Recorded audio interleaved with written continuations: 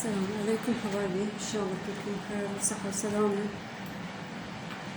حبيباتي اعذروني هالايام نزلتكم مقاطع، ان شاء الله يصير عندي خياطة راح انزلكم. حبيباتي هسه عندي هاي الجداشة فصلتها قدامكم فصال عادي، بس راح انطيكم الطريقة مالت الخياط مالتها. راح استعمل لها هذا الدانتيل، يعني هي بيها اسود وبيها جوزي وهاي الالوان تقعد وياها، وهاي الكركوشة راح اخليها الها. يعني هسه عندي جداشة كاويتها لاصق هذي، وكويتها بالنص، حددت الوسط مالتها. هسه راح احفر الحفرة مالت الرقبة، راح احفرها يعني قدامكم.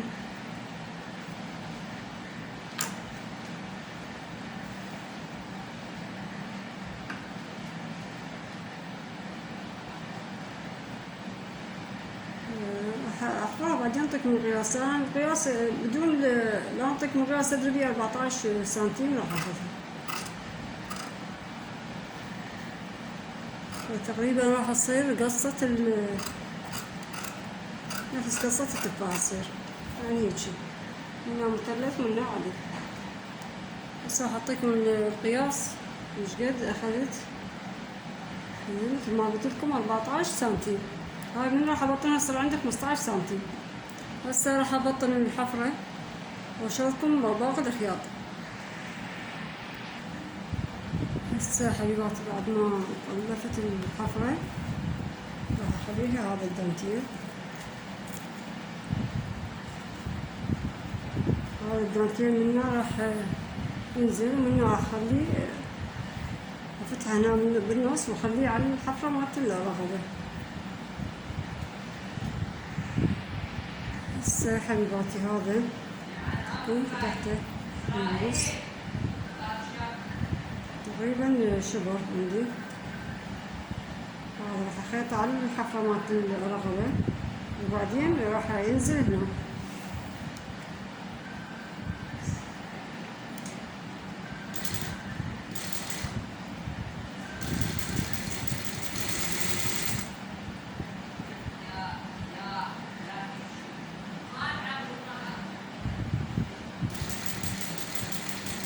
هنا بالزاوية صار في كسرة خلينا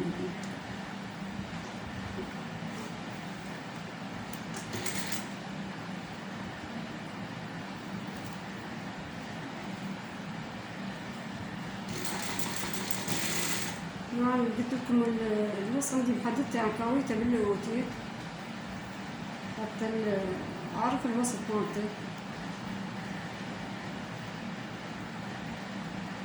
هاي قلناها راح تصير بالكسرة حبيبتي.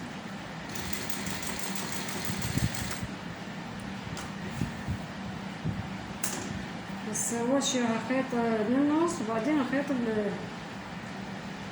الأطراف منه.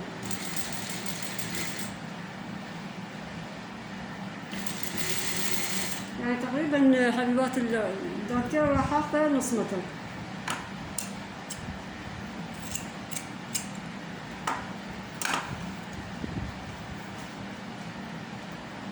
حبيباتي نص متر تقريبا اخذت الدانتيل. وهاي الكركوشة راح تصير بنهاية هاي منها طبقته حتى لا يتهدى الدانتيل. وهاي عندي الكركوشة راح تظل هنا بالنص. ان شاء الله حبيباتي هذا الموديل يعجبكم.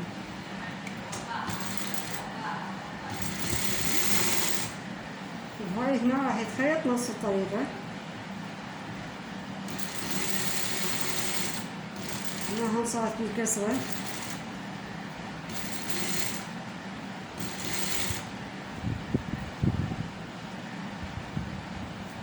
وهاي هنا كسرة صغيرة.